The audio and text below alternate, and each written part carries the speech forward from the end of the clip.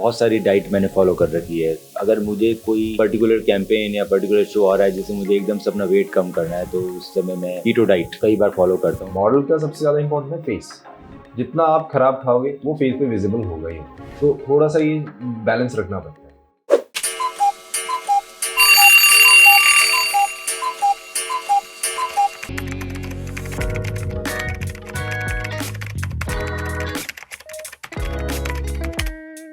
Diet में क्या लेते हो स्किनी बने रहने? मैं घर का ही खाना ज़्यादा खाता, मैं बाहर का बहुत कम अवॉइड करता हूँ। रात को शायद नहीं खाता मैं, कभी कभार जब कोई ऑप्शन नहीं है तो मे भी शायद थोड़ा बहुत सैलड वगैरह मैंने खा लिया, बट कार्ब्स की मात्रा कम करता हूँ। आजकल तो मैं चिकन वगैरह भी प्रेफर नहीं कर रहा हूँ क्योंकि एक सर्टेन ऑफ एज मुझे फील लगता है कि यार थोड़ा हैवीनेस हो रहा है। बहुत सारे मॉडल्स जो मेरे भी दोस्त हैं वो आजकल थोड़े नॉन वेजिटेरियन से वेजिटेरियन की तरह कन्वर्ट हो रहे हैं। बहुत सारे लोग कन्वर्ट हो गए। लाइक कि हमें नॉन वेजिटेरियन हम खाते नहीं, बट ये कि हम ज़्यादा प्रेफर नहीं करते। मॉडल का सबसे ज़्यादा इंपॉर्टेंट है फेस।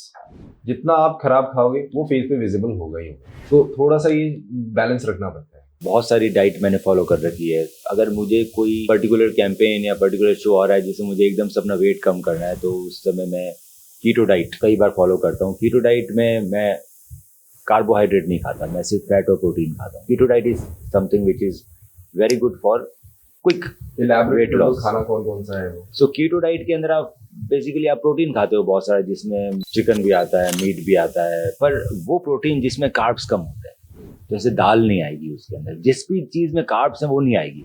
तो उसमें रोटी नहीं आएगी, उसमें आप चावल नहीं खा सकते, उसमें फ्रूट्स नहीं खा सकते। फ्रूट्स में आप सिर्फ वाटरमेलन खा सकते हो या स्ट्रॉबेरीज खा सकते हो, कुछ फ्रूट्स खा सकते हो। कोई भी सीरियल नहीं आएगा उसके अंदर। उसमें हरी सब्जियां आएगी, उसमें मीट आएगा, उसमें मिल्क के जो प्रोडक्ट्स आएंगे वो आएंगे पनीर या फिर घी, बट उसमें मिल्क नहीं आएगा क्योंकि मिल्क में कार्ब होता है। सो कीटो डाइट अगर किसी को फॉलो करनी है तो गूगल पे आप लोग सर्च कर सकते हैं कि आखिर कीटो डाइट में क्या क्या खाना बन सकता है। पर कीटो डाइट बहुत लंबे समय तक मैंने भी फॉलो नहीं की। मैक्सिमम मैं 1 महीना करूंगा, 1.5 महीना कर लूंगा, उसमें मेरे को काफी अच्छे रिजल्ट मिल जाते हैं। इसके साथ साथ जो मुझे सबसे अच्छी डाइट लगती है वो लगती है इंटरमिटेंट फास्टिंग। सो इंटरमिटेंट फास्टिंग कीटो से मिक्स भी कर सकते हैं। इंटरमिटेंट फास्टिंग आप नॉर्मल खाने के साथ भी खा सकते हो।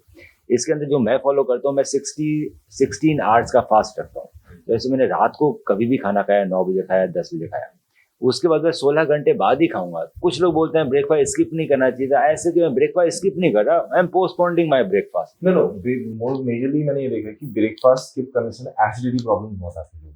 हाँ, ये एकदम से आप नहीं कर सकते। इंटरमिटेंट फास्टिंग इज समथिंग जिसमें नोबेल प्राइज मिला है 2016 में एक साइंटिस्ट को, बिकॉज इंटरमिटेंट फास्टिंग एक बहुत अच्छी डाइट है जो आपको यंग रखती है, आपको डिजीजेस से दूर रखती है, हाइपरटेंशन, डायबिटीज। फास्टिंग मैं रात को ही करूं बिकॉज मेरा ये होता है कि मैंने दोपहर का लंच कर लिया, अब मैं रात को खाऊंगा ही नहीं, अब मैं सीधा सुबह खाऊंगा। वो भी अच्छा है।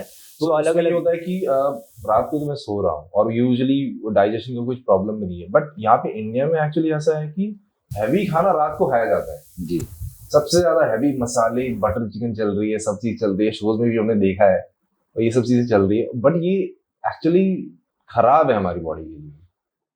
तो मोस्टली जो इंटरमिटेंट फास्टिंग मैं भी करता हूँ, बट मैं रात का खाना स्किप कर देता हूँ। सो मेरे लिए इशू है कि मेरे को रात में अगर खाना नहीं खाऊँ नींद नहीं आती। सो मैं रात का खाना खाता हूँ और उसके बाद मैं डायरेक्ट जो नेक्स्ट मील होती है वो लंच टाइम में होती है 3 या 4 बजे।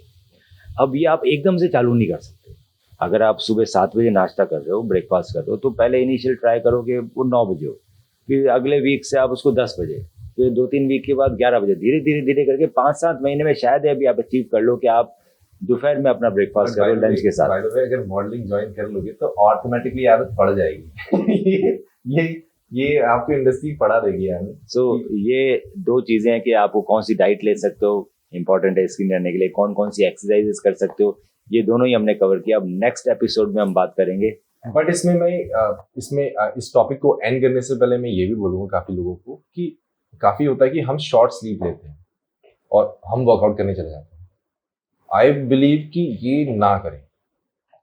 अगर आप शॉर्ट स्लीप में हैं, आप ट्रैवल करके आए हैं एज अ मॉडल और आपके पास टाइम नहीं है वर्कआउट करने का, तो आप थोड़ा बहुत स्ट्रेचिंग कीजिए या योगा कीजिए या मेडिटेशन कीजिए या प्राणायाम कीजिए, क्योंकि काफी लोगों को क्रेविंग होती है वर्कआउट नहीं किया तो मेरा डे कंप्लीट नहीं हुआ, तो उसमें आप ये कर सकते हैं। योगा सबसे अच्छा है क्योंकि योगा आपको एक स्ट्रेचेबिलिटी मेंटेन करता है। आप प्राणायाम कर सकते हो, बेसिकली मेंटल हेल्थनेस के लिए आप प्राणायाम कर सकते हो। तो इससे ये होगा कि आपकी वो जो माइंड में जो आपका इंफ्यूजन बढ़ता है कि भाई मैंने वर्कआउट नहीं किया और मेरा पूरा दिन खराब चला गया, तो वो फील कर देगा। तो ये भी कर सकते हैं।